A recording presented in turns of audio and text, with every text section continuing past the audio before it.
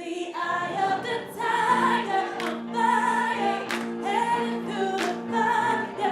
I am a champion, and you're gonna hear me roar. We have with us honorees, their families and friends, elected officials, and Local 237 members, all coming together to recognize the contributions of women in our society.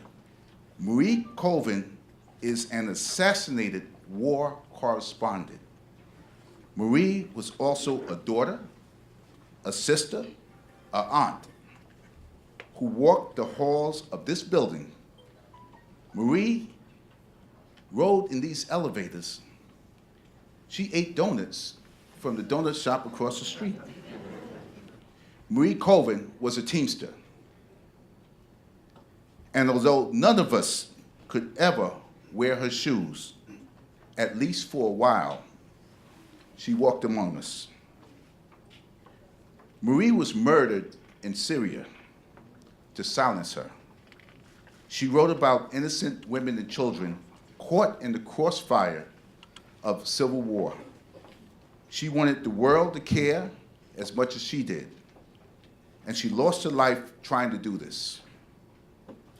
So today, we honor a courageous woman, one of our own, who tried to do the right thing for people she didn't even know. In Marie's spirit, we are also honoring several women who were instrumental in helping others simply because it was the right thing to do. In March 2010, I sued the city on behalf of our 5,000 school safety agents, 70% of whom are women, African Americans, and Latinas. Many were single mothers, and their salary was about $7,000 less than their counterparts with similar titles, working in the same city, in different city agencies, but doing the same work. Most of those agencies employed men. Some call this a coincidence. I call it discrimination. I called a meeting at Local 237. I told them we needed some volunteers to sign papers to be lead plaintiffs. Of the 25 women that came to that meeting, 22 left. 3 stayed. The late Corinthia Andrews, Bernice Christopher, and Patricia Williams. And for 4 years, these 3 gave testimony after testimony. They refused to settle anything that did not include retirees. They took days off from work, and they took time from being with their families.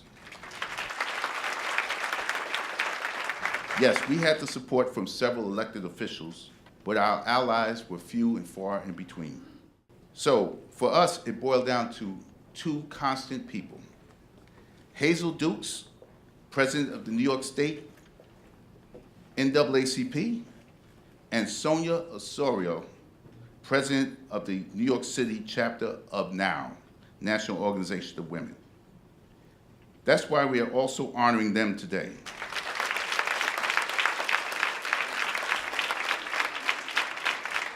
Today we celebrate courage because you think about the women we honor today, but also the fact that we in New York, as the birthplace of the women's rights movement in our state, no other, back in 1848, women of great courage, Sojourner Truth, Harriet Tubman, Susan B. Anthony, Elizabeth Cady Stanton, Shirley Chisholm, Gloria Steinem, Geraldine Ferraro, Hillary Clinton.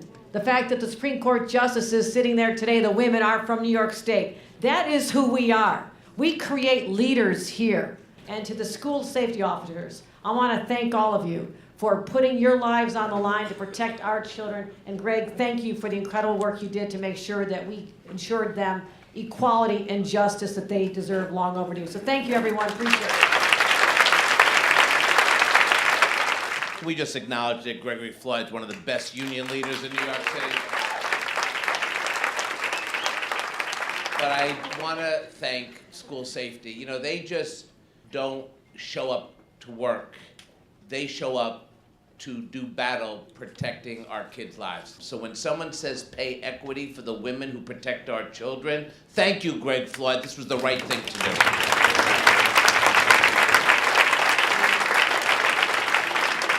So with that said, let me just assure all of you, I've got the money in the bank. The pensions are doing fine. Greg Floyd calls me every other month about retirees, and he will never stop. But to the women here today, you have given this city everything you've got. We should at least be able to do the right thing by all of you, and we'll keep doing it. Thank you all very much. Thank you. Thank you very much.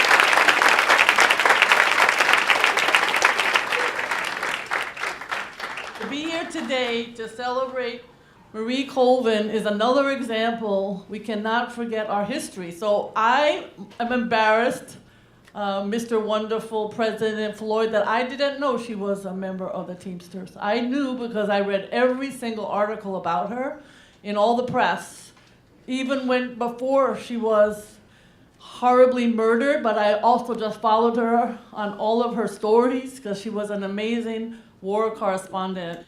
Secondly, I am so appreciative of school safety. I go into all the schools in Manhattan, and every time I go in, I religiously sign, because I don't want to be told that Gail Brewer didn't sign in.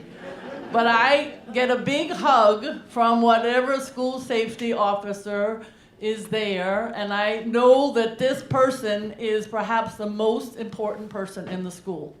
I just want to let President Floyd know that the work that you do on the pension board is phenomenal. I sit on it, you sit on it. And this is not an easy task, by the way, because not only are you dealing with the future of every retiree, but you're also dealing with all the 9/11 challenges, people who have become sick, and how does that get handled in terms of a pension. And it's very draining and challenging and moving. And you need the great people that Local 237 has always put in that seat, and people look on the entire pension board for Local 237's input, just so people understand that. So congratulations, because it's your leadership, President Floyd, that makes that possible.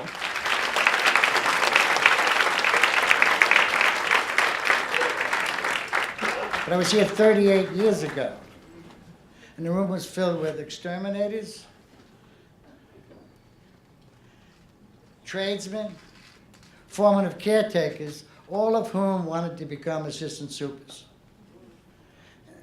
And you changed the room around. I think it was over in this corner, there was a crowd of them, Teamster members, surrounding Marie Colvin, asking her questions because they knew she had the answers. She had been a Teamster for a year by then. She was a journalist major at Yale, and she wanted to be a journalist in New York City. And two of her family friends, the Van Ripers, called me and said, do you have a job open for a journalist? And I was the editor of the newspaper, but I was very bad at it. I interviewed her, and she was smart, and she was beautiful, and funny. That afternoon, I got a call from Barry Feinstein. You hired a tomato from Yale to edit my member's newspaper? Couldn't believe it. 3 months later, it was different. He would call and say, get me Marie. She didn't have a death wish. She had an obligation. She had a quest.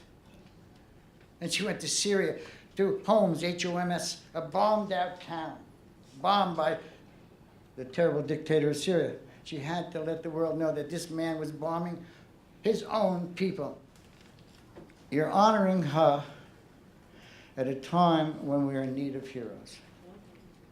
And we know that within a decade, the school children, and you're the first to do this, I'm sure there will be many more, and there may be little ones before this, the important Women's History Month, the team says, honoring her. In a decade, children will be reading about her. Thank you.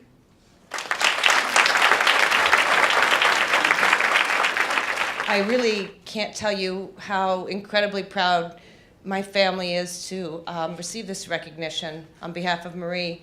and how proud Marie always was to be a Teamster. The Teamsters struggles were so important to her. She felt it herself. You know, we also come from a union family, so we were raised with the understanding of how much more we can do together than any one of us can do separately. I just appreciate so much the recognition that you've given her today. I hope that she's as inspiring to all of you as she always has been to me. Thank you. I hadn't thought about this for a very long time, but Marie got a badge, Teamsters badge. And I remember coming and getting her at work, and the most important thing for her was to take that badge across the street to Apollo, a guy who had a tailor shop across the street, and she said, I have got to get this badge sewn on my black bomber jacket now. And it was a treasure to her always. That badge meant everything to her, everywhere she went after that.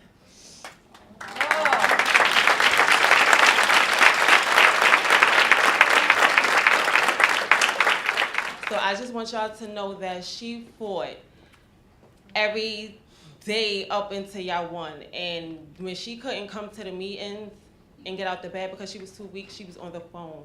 So I just want y'all to know that she enjoyed, she loved y'all. And some of y'all may know her as a friend, a colleague, associate, and is probably proud of her, but I am so proud to call her my mom. And I can only hope to be half the woman she was one day. And I thank you so much. I appreciate your honor and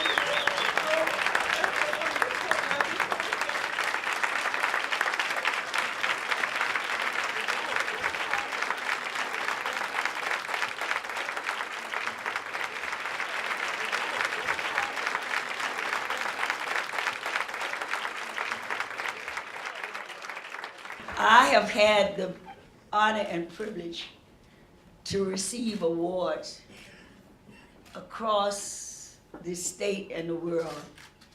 I am not worthy of this award.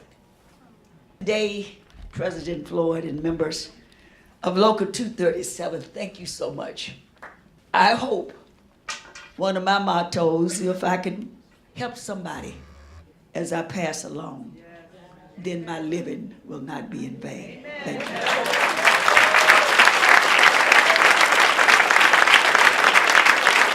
I've got the eye of the tiger.